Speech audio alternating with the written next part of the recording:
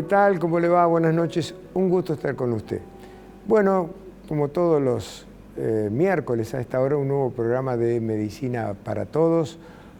Un programa creado, ideado en el Hospital Privado Universitario de Córdoba exclusivamente para que usted pueda proteger la salud de su familia.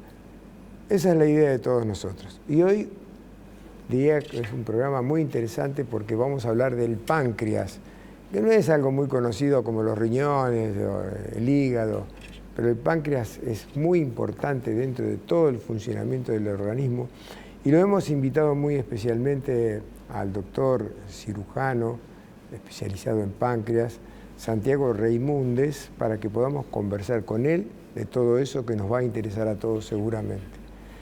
Santiago, gracias por venir al programa, un gusto tenerte acá. Un placer, como siempre, Rubén. Bueno, como digo yo siempre, vamos por la punta. Vamos. ¿Qué es el páncreas? A ver, el páncreas uno en general suele decirle que es un órgano. En realidad el páncreas como tal es una glándula, ¿sí?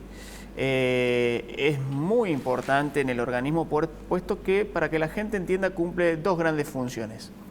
Por un lado, una función endocrina, que para que se entienda es la secreción de la insulina, que es lo que nos permite mantener los niveles de glucosa en sangre normales y nivelarlo cuando requerimos de más o de menos, ¿sí? O sea que es la secreción o la no secreción de insulina.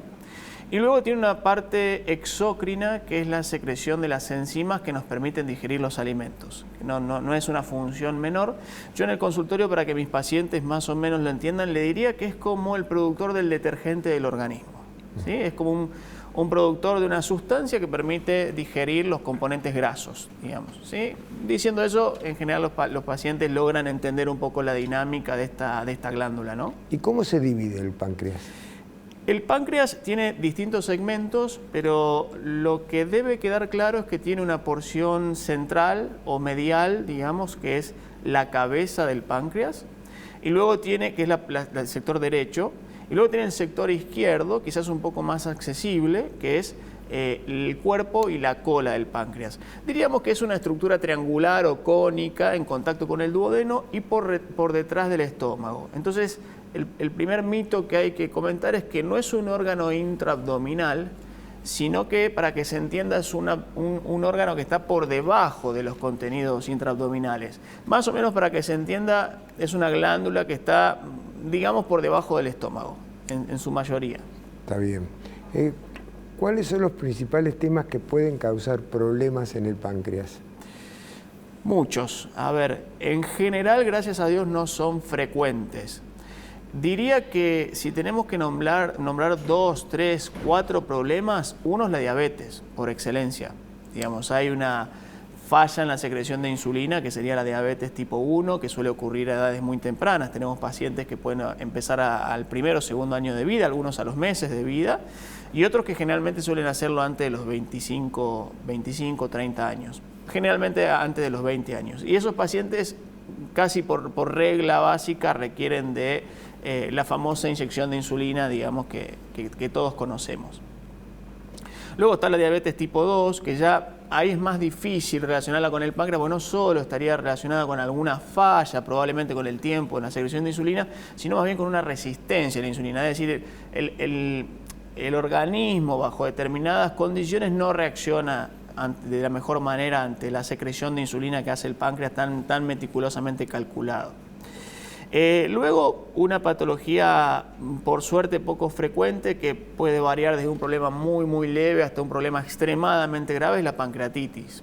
Y su principal causa tiene que ver con los cálculos en la vesícula, que se escapan de la vesícula, obstruyen la salida del páncreas, y ese páncreas, tal cual acabo de decir, al ser un detergente, ese detergente se empieza a acumular en el páncreas y empieza a hacer desastres. Es decir, es muy bueno para la digestión cuando va a los terrenos que tiene que ir, pero puede ser extremadamente lesivo cuando queda dentro del páncreas y no puede el páncreas excretarlo al exterior, ¿sí? Y luego, bueno, yo diría que el cáncer de páncreas, muchísimo más infrecuente también, pero mucho más temido, ¿no es cierto? ¿Mucho más temido? Mucho más temido, ¿Y sí. por qué? El cáncer de páncreas es un cáncer que se presume o se sabe que es de bastante mal pronóstico, digamos.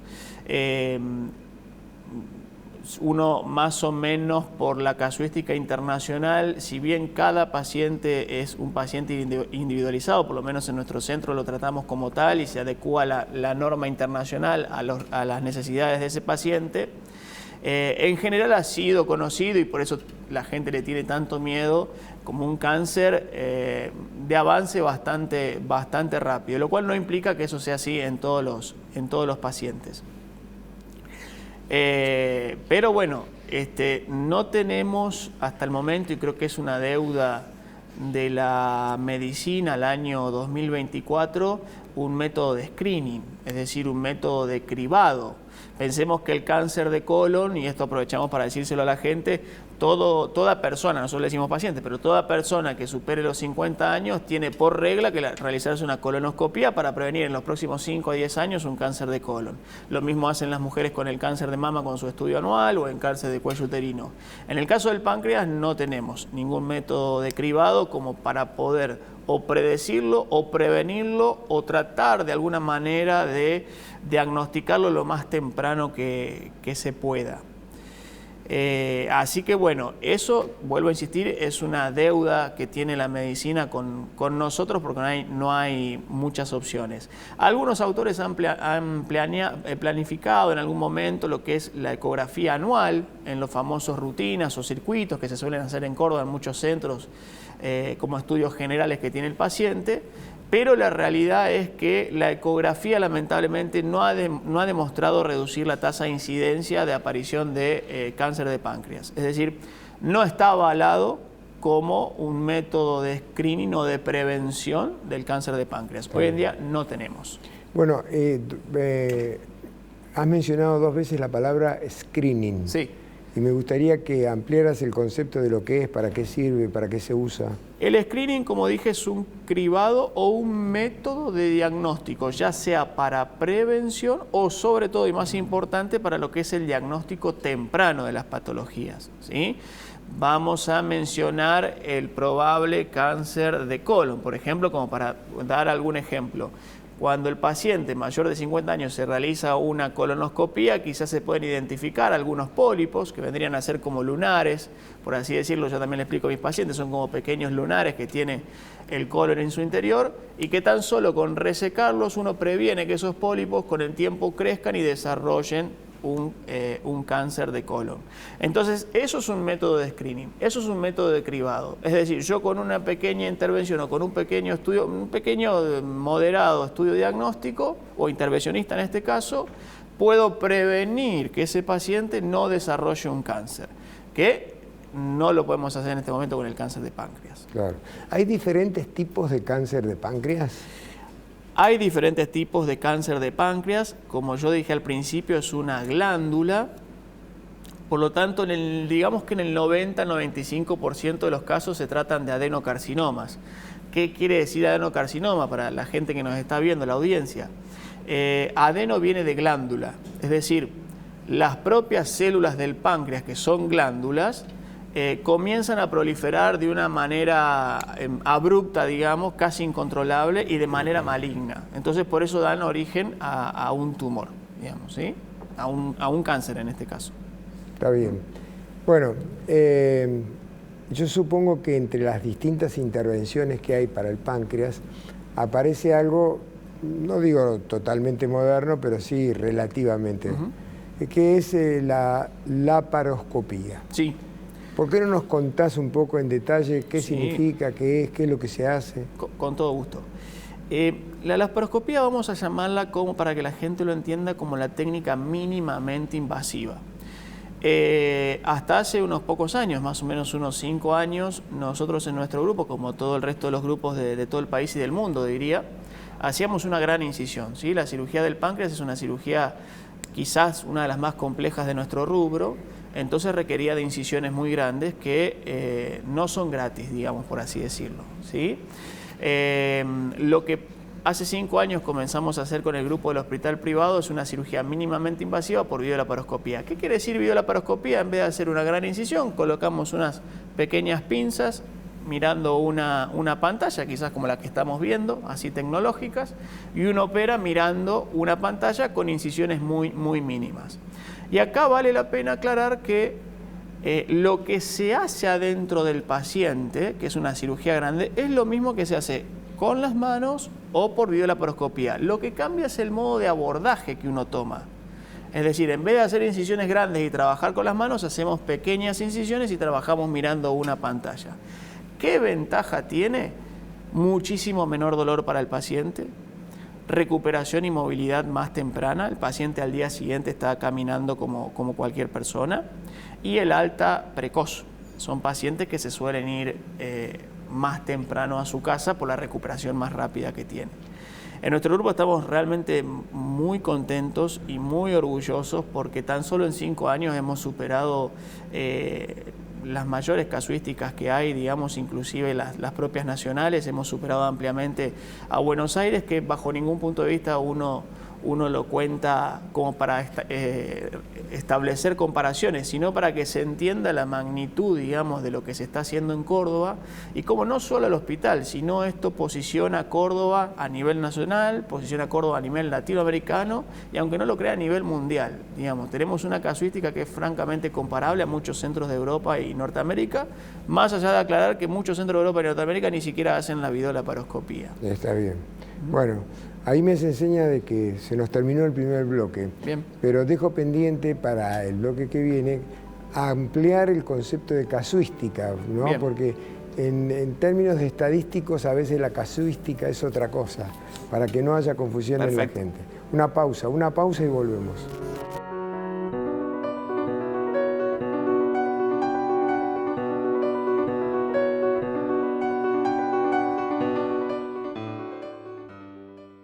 En Hospital Privado Universitario de Córdoba, estamos orgullosos de ser el primer hospital de Córdoba y del interior de Argentina en acreditar Joint Commission International. Eso significa que cumplimos con los más altos estándares internacionales de calidad y seguridad en la atención de nuestros pacientes. Hospital Privado Universitario de Córdoba. Acreditamos nuestro compromiso con vos. Córdoba ya tiene un laboratorio municipal de producción de medicamentos. El intendente Daniel Pacerini habilitó las obras de puesta en valor del Laboratorio Farmacéutico Municipal. Venimos a defender el derecho a la salud pública y el derecho a un medicamento que tiene que tener toda persona y sobre todo un jubilado a quien no vamos a abandonar. Incrementamos la escala de producción y expandiremos la cobertura hacia las localidades del área metropolitana. Garantizamos el acceso a medicamentos de calidad para los cordobeses y cordobesas. Córdoba Capital.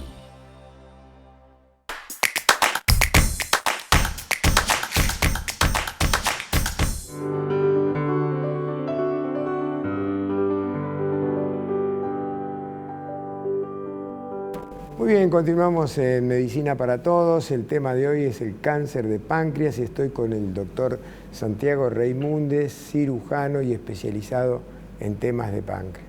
Y habíamos dejado del bloque anterior pendiente una pregunta que era la casuística. Sí. ¿Cómo es todo eso? Digamos, en medicina, para que se entienda la diferencia con otras especialidades, la casuística habla de la cantidad de pacientes que uno ha tratado bajo una determinada técnica. Ese sería como decir el número total, ¿sí? En nuestro caso, de lo que estamos hablando puntualmente, tan solo hablando de la cirugía mínimamente invasiva, que es la videolaparoscopía, hemos llegado a los 200 pacientes en los últimos 5 años, lo cual, para lo que es un hospital o un sanatorio de Latinoamérica, es un número muy, muy importante. Pero repito, la casuística, que nosotros lo decimos tan común en nuestra jerga, habla de la cantidad de pacientes sobre los cuales uno ha realizado este procedimiento.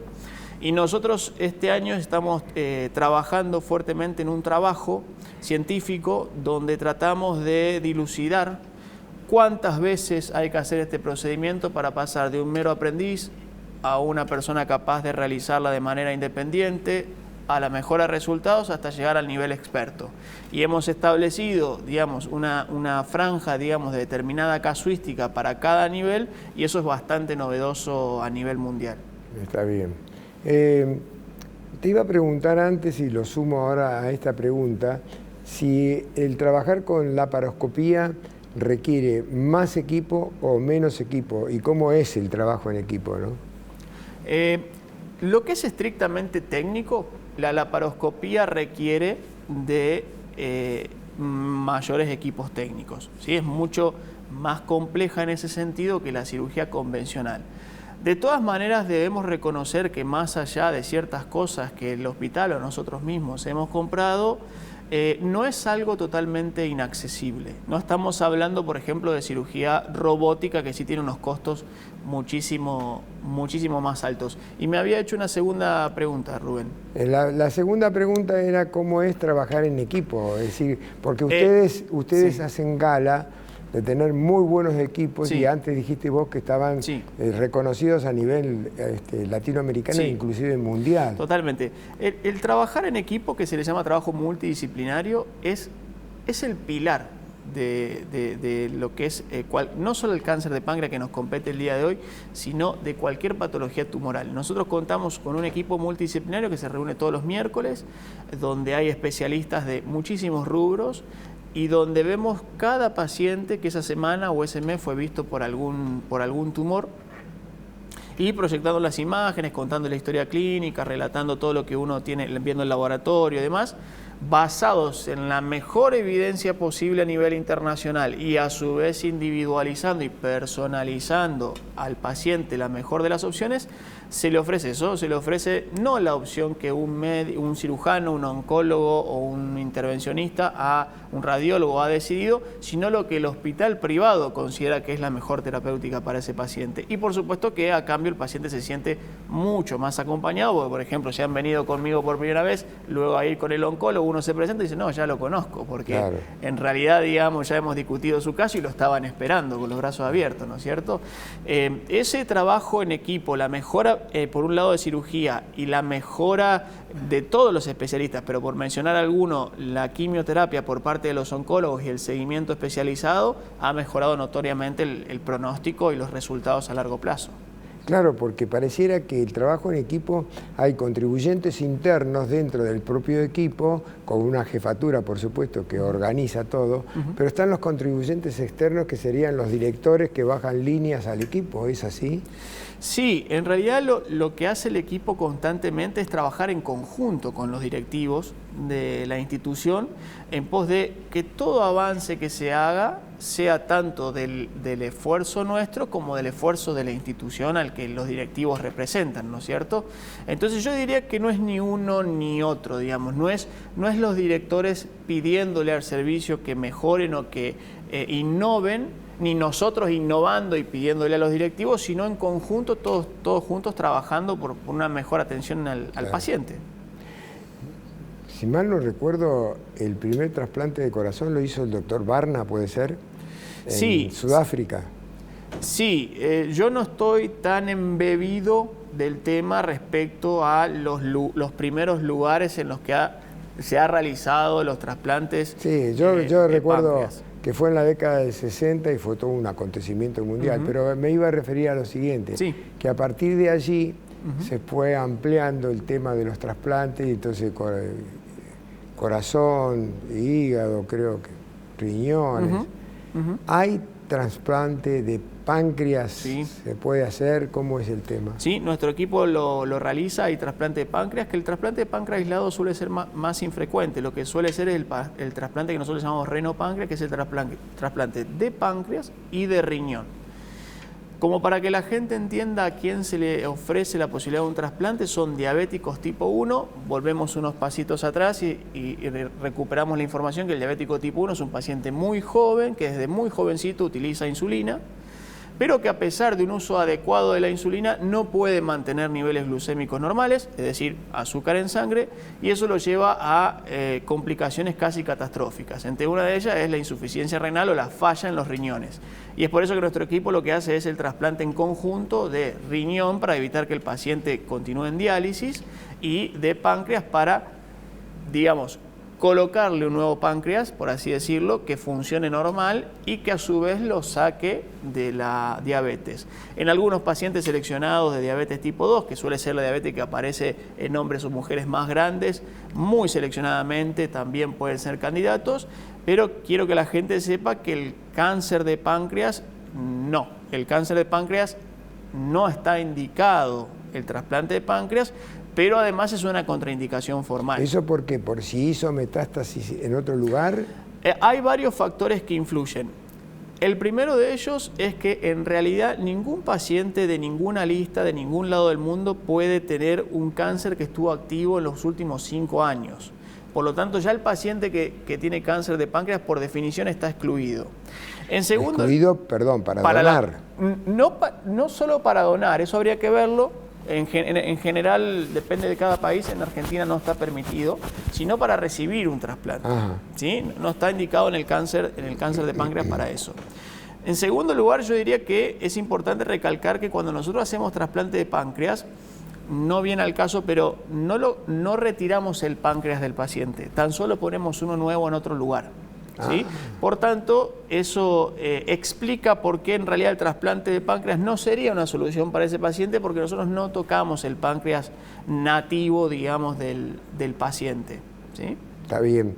Ahora, siempre que hablamos de trasplante, Santiago, aparece ahí un tema que es gravitante y es el tema de los donantes. Sí. Es decir, hay mucho más reclamantes que donantes, Sí. y entonces aparecen las largas listas de espera. Sí. En el caso del páncreas, ¿la situación es parecida? Nosotros hacemos 2 tipos de trasplante: renopáncreas o trasplante de páncreas con riñón, y trasplante de hígado. Eso es lo que hace nuestro equipo. Y la situación es muy alarmante, es catastrófica, porque la lista de espera es muy, muy amplia comparada a la cantidad de donantes que tenemos en Argentina. Son pocos los países que, por ponerle un nombre que se entienda, tienen superávit de donantes por sobre los pacientes que están en lista, pero nosotros estamos en una situación, no me gustaría usar la palabra catastrófica, pero digamos muy cercana a una línea roja extremadamente preocupante. Tengamos en cuenta que sobre todo en el paciente de trasplante hepático, también en el trasplante de páncreas, pero sobre todo en el paciente de trasplante hepático, estamos hablando de un paciente que, de no ser trasplantado, se va a morir. Claro. Entonces, yo diría que no solo no se puede estar jugando con este tema, sino que nosotros en nuestras charlas, reuniones, entrevistas y demás, terminamos enfatizando siempre la importancia que tiene la donación de órganos. Es como la base o el pilar de esto. Vuelvo a insistir, son pacientes que, de no recibir un órgano, está demostrado que la larga espera en la lista de espera se llama dropout, eso que es que fallecen en el camino esperando su órgano, digamos. Claro. ¿No? Y es una situación muy triste. Mirando un poco así la evolución de la ciencia del presente, Sí. ¿qué visualizás para el futuro respecto a los trasplantes? En general, no me refiero solamente al páncreas, ¿no? Es una pregunta que lo hemos charlado con mis colegas y con mis jefes. Es una pregunta que en realidad es bastante filosófica para cada uno. Es decir, creemos que hay cosas que sí o sí se van a venir, y luego creemos que hay cosas que todavía están en un veremos, ¿sí? Por ejemplo, creo que en lo que es la patología de páncreas, sobre todo en cáncer de páncreas, sacando un poquito lo que es el trasplante y volviendo al cáncer de páncreas, nos debemos marcadores biomoleculares. Nos debemos ¿Qué es eso? Acláralo. Marcadores biomoleculares sería algún marcador específico que a mí me permita prevenir el cáncer de páncreas en un paciente, o incluso saber qué tipo de agresividad tiene ese tumor de páncreas, ¿sí? Biomarcadores. Por el otro lado, la genómica, ¿sí? Estamos muy cerca de que en algún momento se pueda saber qué pacientes tienen determinados genes que lo pueden predisponer a un cáncer de páncreas. Entonces uno ahí sí podría establecer algunas medidas de prevención. No, pero yo me refería más que nada si existe la posibilidad, desde el punto de vista de la ciencia, de fabricar un páncreas artificial o un hígado artificial. Por el momento estamos muy lejos de eso. Estamos muy lejos de eso. Diría que el paso intermedio es el senotrasplante. El senotrasplante es, como nosotros tenemos un déficit en la donación humana, Se podría generar un sistema de donación de animales hacia el ser humano, principalmente porcina. Esto ya se ha estudiado, en algunos lugares del mundo se ha hecho, por supuesto de manera experimental, bajo determinados consentimientos informados. Yo diría que vamos hacia eso, pero todavía le faltan algunas cosillas como para poder decir que eso va a estar establecido en un futuro. Y a futuro, perdón, termino, generar un órgano mecánico, por así decirlo, con impresión 3D o generado industrializado, todavía estamos muy lejos. Está bueno. Estamos muy lejos. Última pregunta, Santiago. Sí. ¿Se puede, recién diste un indicio, pero Sí. para que quede Sí. bien claro, ¿no? ¿Se puede vivir sin el páncreas? Se puede vivir sin el páncreas.